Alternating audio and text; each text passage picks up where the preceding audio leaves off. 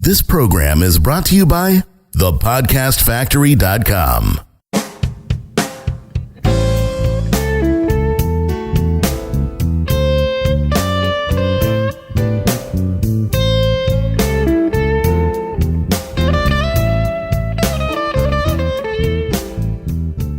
You are listening to Copy Chief Radio. Welcome back, boys and girls. Here is the Copy Chief himself, Mr. Kevin Rogers.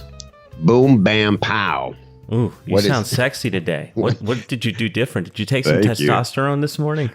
It's a combination. It's a combination of being on the tail end of, I don't want to call it a cold. It's a sinus thing. It's and so I've got a little extra gravel in the voice. Oh, yeah. And just hearing your voice just, brings up my estrogen a couple of. Nice.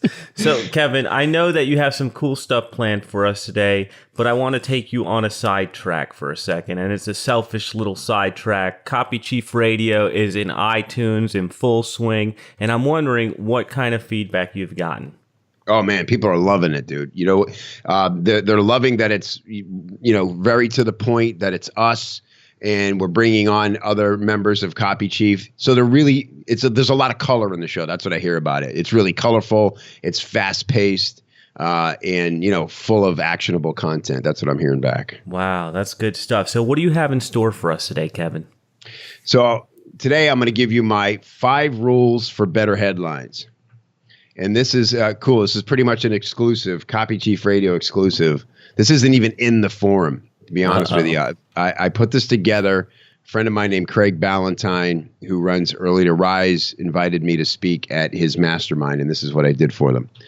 So this will be pretty cool. I think it's going to help a lot of people. Because, right, Jonathan, headlines is always the topic, right? Because it equates to not only the headline at the top of an ad, but email subject lines, any other place where you have one shot to get people's attention. The way you title blog posts, all that stuff, really critical. Yeah. I'm into it, and I'm afraid of one thing. I feel like people put too much pressure on their headline, and I'm hoping that some of the stuff that you share today will help with that. Well, I think it'll give clarity, but, just to address that for a second, people do put too much pressure on it. And the truth is, look, because everybody's read Tested Advertising Methods and Caples is true. Back in the day, in the print days, when it was, a letter that arrived in the mail or a magazine ad, yeah, the headline might have accounted for up to 60% of the success of the ad. Because if the headline's wrong, obviously no one's going to keep reading. But online, I think it's a little different, and in modern times, it's a little different. And the biggest mistake people make is trying to write the headline first. They go, well, let me write this magic headline, and then I'll make sure that the ad supports the headline, right? Yeah. But really, that's backwards, because you should have the freedom to write the ad that needs to be written and let the headline emerge from the body copy or a bullet or something like that. It's a much more organic process to coming up with a great headline. Yeah, I like that. So once you have your hook and your concept and you've got, say you've got 3 or 4 contenders for a good headline, I'm going to teach this through a example where I tweaked a friend of mine's headline and it got pretty amazing results. And this is by far his most successful campaign. He's an incredibly successful marketer. His name's Tyler Bramlett. He is a fitness guy, does body weight, exercise videos, super savvy marketer. So he wrote to me just out of the blue email, because we'd worked together before. Hey, bro, would you mind taking a look at this headline? Sure, why not, man? Pop it open. And this is what it said. California personal trainer discovers new ab training method after being involved in a series of seemingly tragic events involving a little baby girl. Now, it's pretty interesting because it's there's some story there and some drama, and new ab training method is underlined and bolded in a different color. And you think, all right, this seems to have everything it needs to be a great headline. And so I'm going to tell you my my rules, and then I'm going to show you how it changed. Actually, what I'll do is I'll read my tweak first, and then I'll tell you how the rules apply. How about that? Sounds good. All right. So here's the headline that I rewrote to him, shot back to him in an email. And by the way, this little tweak increased his conversions by nearly 20%. Wow. Pretty amazing. So, and you'll hear it's barely different. Here's what he ultimately ran with, what I sent him back. California personal trainer accidentally discovers breakthrough ab training method following the near tragic birth of his little baby girl. So seemingly sounds like the same headline. I'll read the first one again real quick and then the tweak. The original was California personal trainer discovers new ab training method after being involved in a series of seemingly tragic events involving a little baby girl. California personal trainer accidentally discovers breakthrough ab training method following the near tragic birth of his little baby girl is the tweak. So what are the rules? Number one is your headline can only have 2 to 5 words per concept. This is one of the most important copywriting lessons I can ever teach. And it was taught to me by a great copywriter named Parris Lampropoulos. He's a legend in copywriting, and he was reviewing some of my copy, and he told this to me, and it was one of the most brilliant changes I'd ever made, and it's all I see now, and so much copy is this problem. And the reason it's so important, especially in headlines and in videos, is that you need the words to flow with how quickly your reader's brain can keep up with them. Does that make sense? Absolutely. So especially in video, think about what's going across the screen. If you're trying to cram in, 2 or 3 concepts in a long sentence, your reader's brain is locked up on the first concept while you're off and gone a minute ahead. And suddenly now there's a total disconnect and they're not with you anymore, right? A good headline or a good bullet smacks you across the face because there's no thinking to be done. It's just plow, there it is, right? So, when you're reading through your headline, you have to make sure that there is only one concept per every 2 to 5 words. All right, that's a biggie. That's number one. Number two is you have to make it lyrical. Make it lyrical. I have a little thing where I say, if you can't sing it, don't bring it. Nice. You literally have to be able to, hum the headline in a melodic way. Otherwise, it's clunky, and that's how it's going to feel when it's read.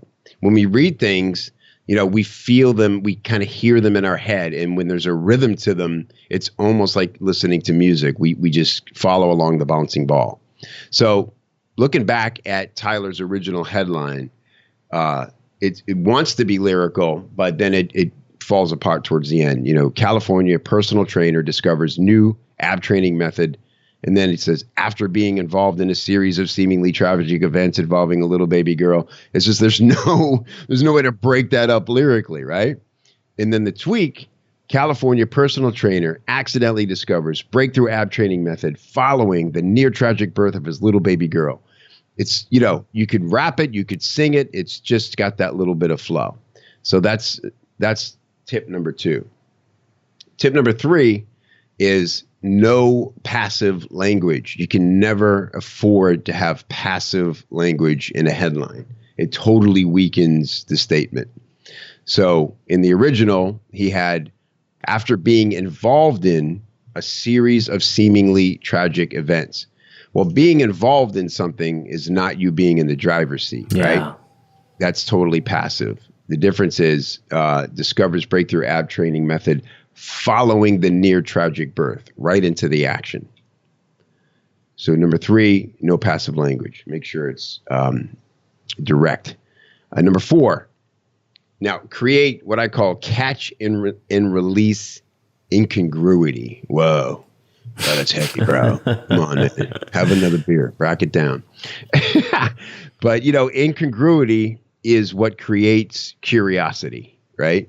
It's the thing that you go, wait a minute, those two things don't go together. And your brain wants to know more about it, but it has to be what I call a catch and release, just a quick little bit of incongruity so that your brain is curious but not hung up on it. Yeah? Yeah. So in the first one, it said, he kind of let him off the hook by saying, seemingly tragic events involving a little baby girl. The incongruity in the tweak is the near tragic birth of his little baby girl. And you go, near tragic birth? What the heck does that mean? You've heard of like tragic death, you know, those kinds, but what's a near tragic birth? What the heck does that even mean? And then it's important to note that underneath the headline, as it got into the body copy, there was a picture of Tyler holding his daughter. So you kind of knew everything was okay, but it really led to you wanting to understand what the story was about. And then the final tip is to incorporate curiosity. You've got to have that curiosity in there. And that kind of goes with number 4 of, that incongruity. And leave them hanging. You're never like solving any mysteries in the headline. You just give away just enough to make people go, wait, what's this? And especially if it's your audience and they trust you already, you can get away with more curiosity than, say, a cold audience, right? Yeah. So those are my 5 little tips for better headlines. Nice. I like how you simplified it, because the first one was kind of clunky and bumpy, and the second, the rewrite, is much, much clearer, much easier to follow, and because of that, it makes me curious. Okay, I need to know a little bit more about this, because in the first one, I just felt like, whatever. What? I don't understand. I'm walking away from that. But the second one's like, what? Near tragic? Birth of the baby girl? All that stuff pulled on me a little bit. So I like how you did that. I will say one thing, though. I'm kind of mad at you. You're hard teaching on the show. You can't help yourself. I can't help myself, man. Well, here's the thing.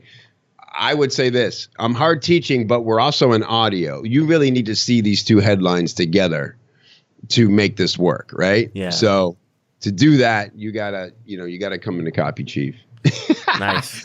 you gotta see these examples, and this is the kind of stuff we talk about. I know I should be saying there are 5 rules, Jonathan. What would you have preferred, that I just gave like 1 or 2 of them? No, there's no way to do that without sharing your 5 rules. You did 5 rules and a demonstration, and then it's a teaser to get in. So I'm just busting your chops. Yeah, I like it.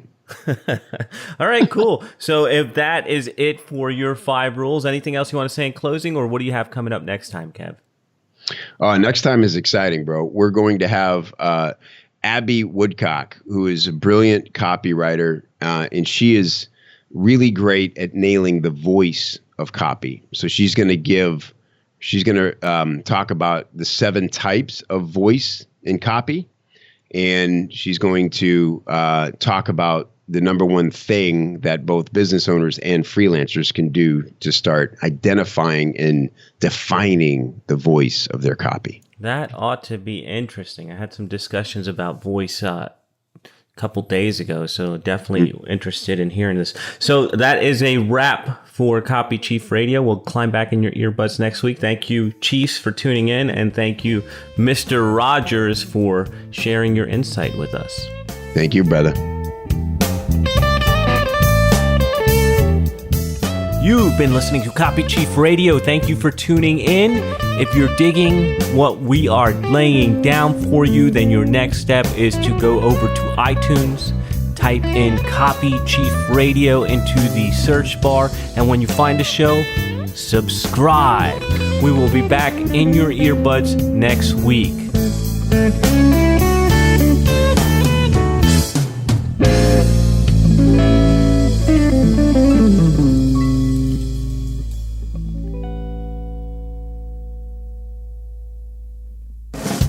This is thepodcastfactory.com.